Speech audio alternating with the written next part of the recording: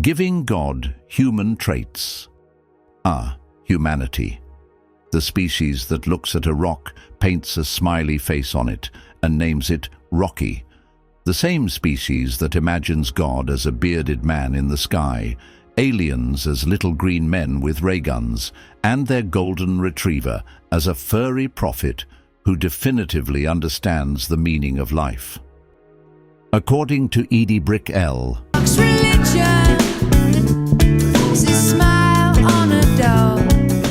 Now, dear viewer, why do we insist on projecting human traits onto everything from deities to dust bunnies to smiling dogs?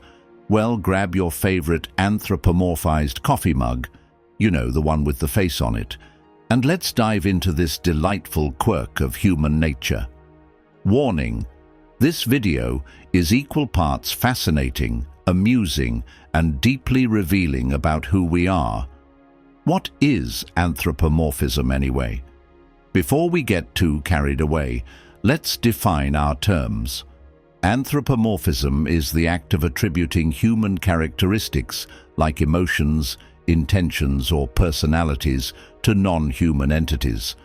This could be anything from talking animals in cartoons to imagining that your car is angry because it won't start on a cold morning. Personalization is a close cousin, where we assign unique identities or relationships to things, like naming your Roomba Dustin or treating your houseplant like a thirsty child. Humans have been doing this for millennia. Ancient gods were often depicted as humans with superpowers involved in superdramas. Pets have been our loyal companions since we figured out that wolves could be bribed with snacks. And let's not forget the modern phenomenon of talking to Alexa or Siri like she's a member of the family. But why? Why can't we just let a rock be a rock? Psychology of anthropomorphism. Turns out, anthropomorphism isn't just a quirky habit as it's baked into our brains. Here's why. Cognitive shortcuts for a complex world. The world is a big, confusing place, and our brains love shortcuts. When we encounter something unfamiliar like an alien, a deity, or even a pet rock, our brains default to what we know best, which is ourselves. By assigning human traits to these entities, we make them easier to understand. If God is a loving father, or aliens are just like us, then suddenly the unknown and unknowable becomes a little less scary. Cognitive biases and the need for patterns. Our brains are hardwired to recognize patterns, especially faces. This tendency, known as pareidolia, causes us to see faces in everything from the moon to a burnt piece of toast. By anthropomorphizing, we create relatable and understandable narratives. Hyperactive agency detection. Back in the day, our ancestors had to figure out whether that rustling in the bushes was a predator or just the wind. Guessing wrong could mean you just became a leaping leopard's lunch. Over time, humans evolved to err on the side of caution, assuming that things in the environment had intentions, even if they didn't. This hyperactive agency detection is why we sometimes think our computer is out to get us when it crashes. Social creatures gonna socialize. Humans are social animals. We crave connection, even with non-human entities. Anthropomorphism helps us bond with pets, feel comforted by a loving God, or even feel less lonely when we name our GPS Karen and argue with her about directions. Emotional comfort. Let's face it, life can be scary. Anthropomorphism makes the unknown and unknowable feel familiar and safe. Imagining God as a benevolent parent or aliens as curious explorers rather than world-destroying invaders helps us cope with the vastness of the universe. What do philosophers say? Philosophers have been pondering anthropomorphism for centuries, and their takes range from "this is a profound insight into human nature" to "stop projecting, you narcissist." Here's a whirlwind tour of their thoughts. Ancient Greeks. Gods are just bigger, fancier humans. The ancient Greeks were masters of anthropomorphism. Their gods were basically humans with superpowers and way more drama. Zeus was the ultimate frat boy. Hera was the queen of Sidai, and Aphrodite was the original influencer.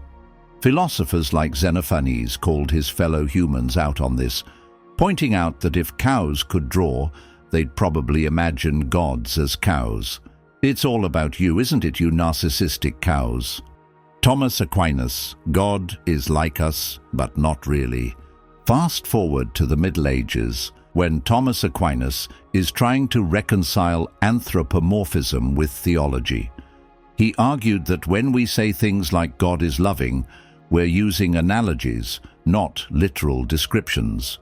God's love is like human love, but way more divine and less prone to awkward first-date conversations. David Hume, stop making God in your image. David Hume, the ultimate skeptic, had a field day with anthropomorphism. In his dialogues concerning natural religion, he roasted the idea that God must resemble a human designer. Hume pointed out that assuming the universe was created by a human-like mind was a ridiculous notion, much like assuming a small house must have been built by a giant human. He also low-key implied that we humans are kind of vain for thinking the universe revolves around us. Ludwig Feuerbach, God is just you, but taller.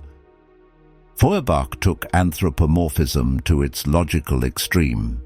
In The Essence of Christianity, he argued that God is a projection of human qualities.